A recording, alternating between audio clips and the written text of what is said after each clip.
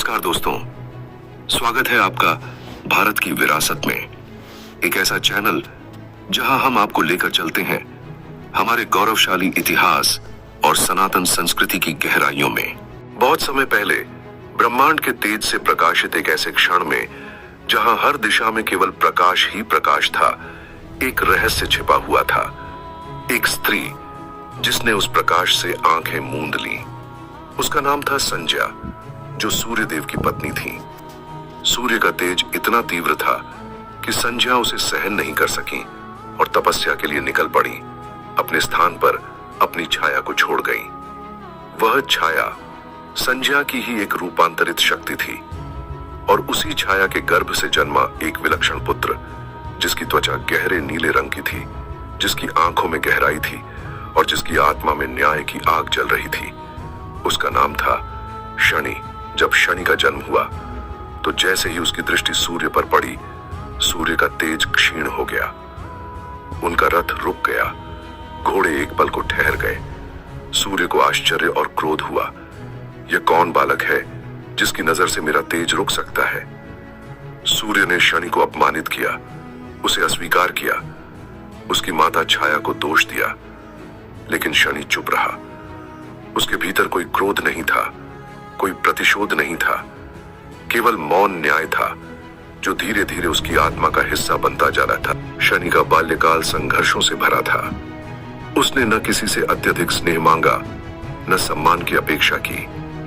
उसका मन संसार की चकाचौंध से नहीं, बल्कि भीतर के सत्य की खोज में लगा था। उसने कठिन तप किया, गहन साधना की और अंततः कैलाश पर महादेव की कृपा प्राप्त की।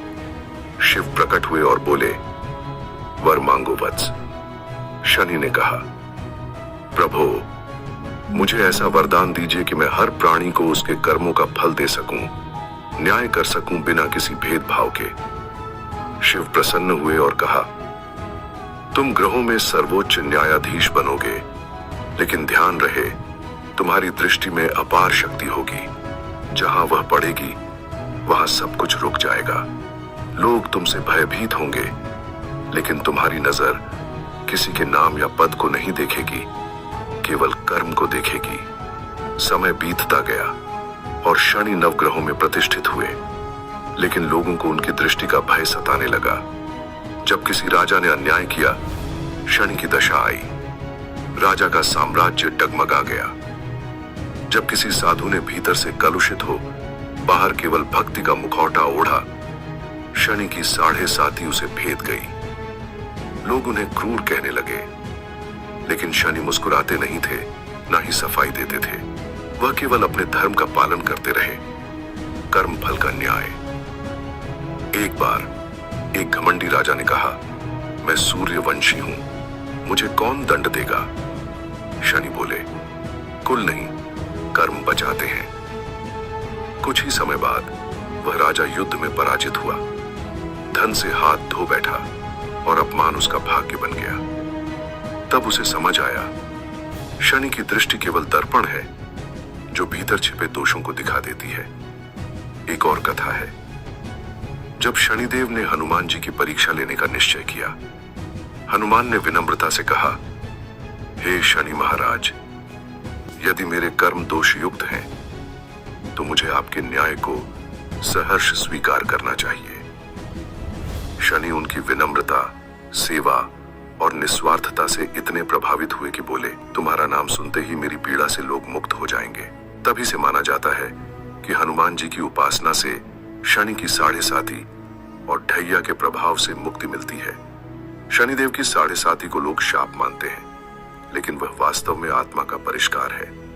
यह वो समय होता है जब व्यक्ति अपने भीतर झांकता है, अपने दोषों को पहचानता है और उन्हें सुधारने का अवसर पाता है। शनिदेव कभी दंड देने के लिए नहीं आते, वे केवल आईना दिखाते हैं। जब इंसान अन्याय करता है, किसी को धोखा देता है, अभिमान करता है या धर्म से भटकता है, शनि की दृष्टि वहां पहुंचती है और उस दृष्टि से कोई बच नहीं सकता, न राजा, न साधु, न व्यापारी, न सेवक।